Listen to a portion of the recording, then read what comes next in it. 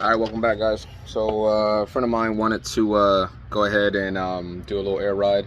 So I'm gonna just dive right into it. All right, so we have a 2001 Mustang GT similar to mine, and it's really not that difficult if you take a little bit of time, but so I'll fast. So basically, just take apart your whole assembly. It's really not that hard. It's 22 mil on this side. It's a little nut on the side for the ABS line. Take the brackets off for a 12 millimeter for the caliper. Take that off. I got everything, swing it down. There's nothing tight, just FYI for people that might freak out. There's nothing tight on here. And then basically they'll give you this plate. This is the Air Ride. It comes with a Cool Ride plate. Basically, you just mount this plate over like this, and then you'll see the holes pretty much line up, and it tells you that you have to drill a 3/8 hole in all these and then fasten it with 3/8 bolts.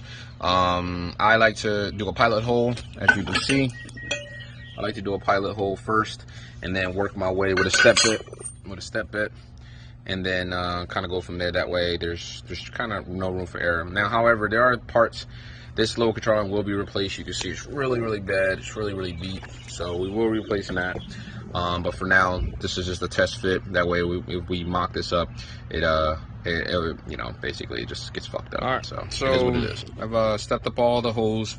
Basically, 3/8 bolt should be able to drop right through, which it does. So there, that way I can fasten the bracket that's needed, and then call it a day. So on to fastening the bracket. All right, welcome back. Stay tuned. Yeah, it took a little longer than initially thought. There are definitely better ways to do this kit for sure.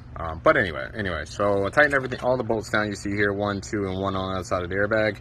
Then you tighten down these nuts. You put your air fitting in, as it already has thread sealing on it. But this right here, this little nut that you see, would actually go through this little perch hole right there. There you go. You can see it now. So problem is, they want you to actually cut off 7/16 of this, which I don't understand why they couldn't just give it pre-cut. But regardless, that's the next step, is getting this cut off somehow. I don't think I have anything here, so I'm gonna have to run somewhere to get this cut. But anyway, yeah, so it's already mounted. I think the next thing to do is to run airlines. So this is the rear. Setup's pretty simple. I'll cut that zip tie right in front of me in a minute, but just all I did was take out the spring. Construction is really easy. Inflate it a little bit so I mount it properly. That way it's not when I lower it down, it's not, you know, I gotta play with that. But I inflated it about 2 pounds, then fixed it and deflated it, so it's sitting in a perch just right. Next up, putting a wheel back on, and then on to the next side. Setup. I know it's a little bit trashy, but I'm in the middle, just still wiring things in and stuff like that. So as of right now, pump works.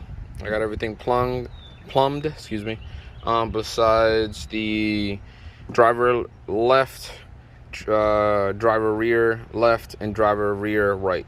Everything else is plumbed, so all I gotta do is just put the parts in and plug it up, and that's it. That's all she wrote. Stay tuned. So I got the electrical side kind of tied up right here. Everything's coming through. It's grounded. It's ran through the firewall. It's really easy, it's just positive and ground. Ran through the power wall, and you connect it to a 12-volt source, key on, and then the pump doesn't have to run. And then right now, key's off, and then you should be able to turn the key, and then in about 10 seconds, the pump should kick on. There it is. And then you turn it off, and then there you go. All right, finally all done. Everything, this trunk set up. Still got to bolt some things down, but here you see compressor, tank, secondary battery's not hooked up yet, but we'll get to that. And then everything's kind of hidden in this compartment under here. We'll fix that later, but it's getting late, so it is what it is. But nonetheless, yeah, there it goes.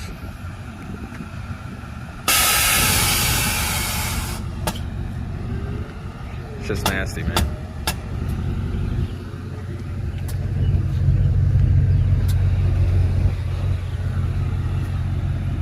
Still got some adjusting to do, but nonetheless, bring it up, double tap.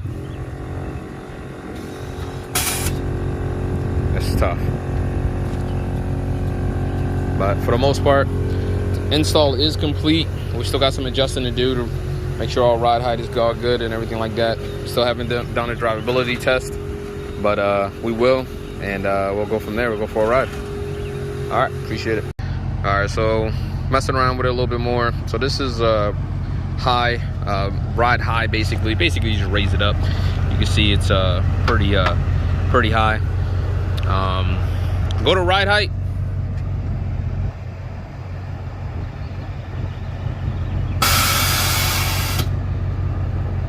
So you can see it dramatically change in the front, change in the rear. Most people want to slam it, but and then blow them out.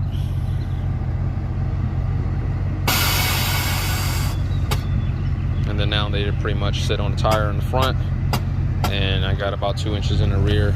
We're gonna adjust that and change this so we can actually get rid of this gap. So, but appreciate y'all. Any questions you got, just let me know. Again, appreciate it.